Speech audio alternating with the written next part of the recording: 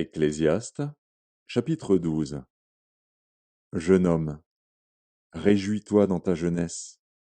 Livre ton cœur à la joie pendant les jours de ta jeunesse. Marche dans les voies de ton cœur et selon les regards de tes yeux. Mais sache que pour tout cela, Dieu t'appellera en jugement. Bannis de ton cœur le chagrin et éloigne le mal de ton corps, car la jeunesse et l'aurore sont vanité. Mais souviens-toi de ton Créateur pendant les jours de ta jeunesse, avant que les jours mauvais arrivent et que les années s'approchent où tu diras: Je n'y prends point de plaisir.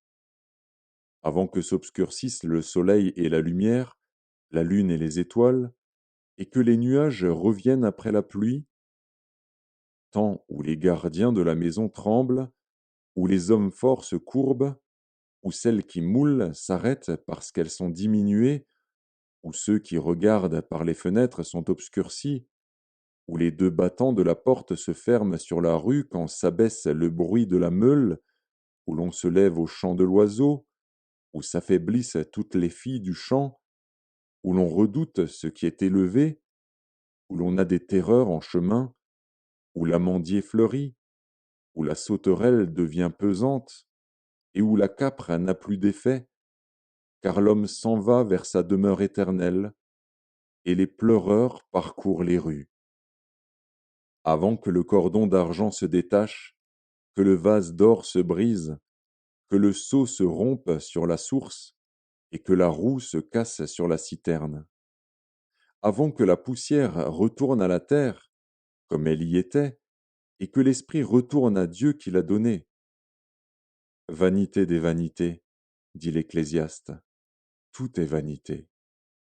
Outre que l'Ecclésiaste fut un sage, il a encore enseigné la science au peuple, et il a examiné, sondé, mis en ordre un grand nombre de sentences.